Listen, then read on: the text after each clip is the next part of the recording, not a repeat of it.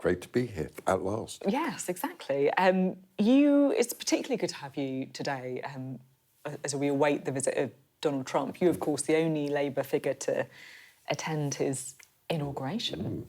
And you said then that Team Trump is, in your words, very sceptical about the Labour government. Do you think that's still the case? No, I think unbelievably, and against my expectations, Peter Mandelson actually did broker a real relationship with MAGA. I mean, it was an incredible act of shape-shifting, but he did it.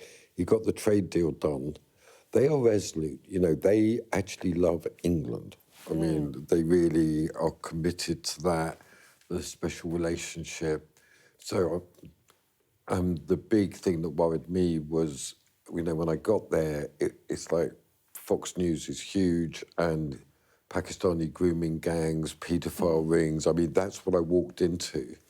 But when the conversations really started, they expressed their very strong desire to have a strong bilateral, that's the endlessly repeated, bilateral relationship with the UK. Because this is, you say there, I'm quite intrigued by this, because I haven't really been able to work out if, you know, Team Trump has got that affection for England, or if they basically just see us as a bit of a, you know, anti-free speech basket case. OK, so this is the point. They're very... Look, they've just come out... When I got there, they'd really just come out of the election with Kamala Harris, where, you know, the big Trump thing that he did during the Super Bowl 14 times, which goes, Kamala Harris is for they, them. Donald Trump is for you, right? That was the whole theme of the campaign. Anti-progressive, anti-liberal, new beginning, changing of the guard. And Labour sent 100 members to campaign for Kamala Harris. This was a huge story in the campaign. And then, all those issues relating to free speech, also, you know, they see our country as completely overwhelmed by legal and illegal immigration. I mean, that's the perception and the understanding there. So all credit really to the Foreign Office, to Number 10 and to Peter Mandelson is that they allayed those fears to some extent. I mean, they came back when Starmer was in the White House. So that's still, but overwhelmingly they feel, look, I understood my role. I was the invited lord from the founding colony. You know, like I was there, you know, because they wanted, but they couldn't think of who to invite, I think. Come on, you can give yourself more credit than that. No, I mean, it was that was constantly, are you going to increase defence spending, was always on their mind. What about free speech? So I said, look, you know, I say what the hell I like. And I'm still there. And they were like, sure, OK.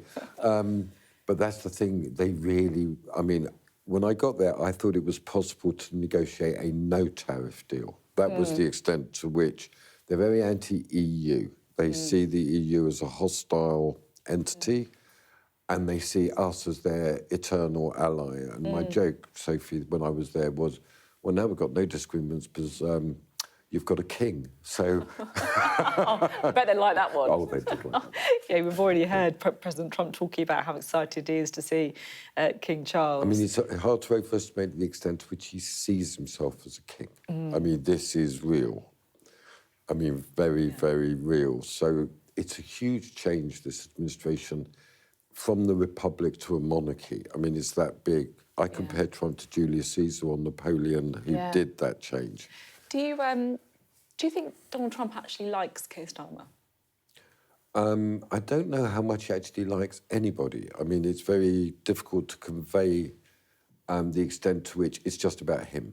I mean, he really is like that. And if you fawn and he likes you. He genuinely likes you. And look what happened with Elon Musk. When I was there, Elon Musk was huge, a huge figure on MAGA Square, what I call MAGA Square in there, and in the politics, and he was having this huge battle with Steve Bannon about visas. He was one of the three big barons, you know, J.D. Vance, Steve Bannon, Elon Musk. Now, I mean, they did all that campaigning, arm in arm. So I don't think Trump's keynote is empathy and relationship. He's got a gangster view of life. You're in, you're loyal, or you're out. At the moment, I think Starmer's just about in the room. And do you think, I'm interested in this, because, you know, Donald Trump likes a winner, right? As you say, it's quite transactional. Well, he likes himself, and he considers himself a winner, Yeah, exactly. Keir Starmer, I think it's fair to say, has had a very, very rocky few weeks, to the extent where people are even talking about replacements, how long it's got left. Do you think that will impact Donald Trump's view of him? No, he likes a fighter. I mean, Donald Trump has had very bad times. I mean, 3 huge bankruptcies. I mean, his life is a yo-yo, and he loves that view of the guy who gets back on the horse, you know. So none of this, turbulence and hate is absolutely his milieu. So this will actually bring them closer. That's They're out to get you, stand together. That's interesting. Yeah. I'm interested in your take on Keir Starmer as well, if I may too. You said in July that he had 6 months to turn things around. Do you think he's started on that track? Have things got better? Well, the one significant move, and I don't think people have made enough of it, is Shabana Mahmood at the Home Office. I can tell your viewers that she's completely for real. I've known her for over 10 years. She really wants to see law and order restored. Her dad ran a newsagent in Birmingham, so she hates thieves, you know, shoplifting, phone thieves. Any of you out there thinking of shoplifting and nicking people's phones, I mean, she is very hard on that. She also believes in sovereignty and borders. So in relation to the boats, in relation to immigration, she's going to be very tough. It was inconceivable to me when Starmer was elected that he'd appoint Shabana Mahmood. I mean, she's very outspoken on this. It's not her secret view that she expressed privately. She's very straight. So the move to the Home Office could be a beginning. There was also the industrial, you know, to me, we've got to have an industrial strategy, industrial renewal on the back of the defence spending, weapons production moving. It's just all too confused and too slow. So there's got to be a real acceleration of position. Are you confident he'll lead Labour into the next election? I don't know. No, that's more up to him than anybody. Anybody who thinks that is vulnerable and can fall is utterly and completely mistaken. He led Labour to the greatest victory since 1945 a year ago. I don't see any of these groups in Labour as organised or, you know. So this is just yakking that goes on. He's in a very difficult situation, and it's not because Labour has put him in a difficult situation. He's Prime Minister and he needs to define his direction. That's the key. That's the key. No, identity, direction, action. I mean, the key thing to me is obviously he's got to renounce the human rights lawyer. He's got to become a politician. Yeah. That's the key. That's the key.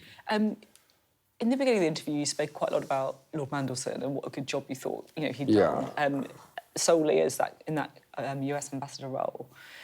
It did emerge last week that you warned the Prime Minister's Chief of Staff, Morgan Sweeney, about appointing him as US ambassador. Yes, What happened there? Oh, it was very, I mean, I'm not really a mystic figure. I went to the inauguration and I was invited to MAGA rallies, extremely interesting events, multiracial, overwhelmingly working class. I mean, what I witnessed was a working class insurrection against what I call the lanyard class. You know, the people who want to control what you think, what you say, who will sack you for just expressing normal views, you know, the thought police, or as they were known in East Germany, the Stasi, you know, that it was really visceral.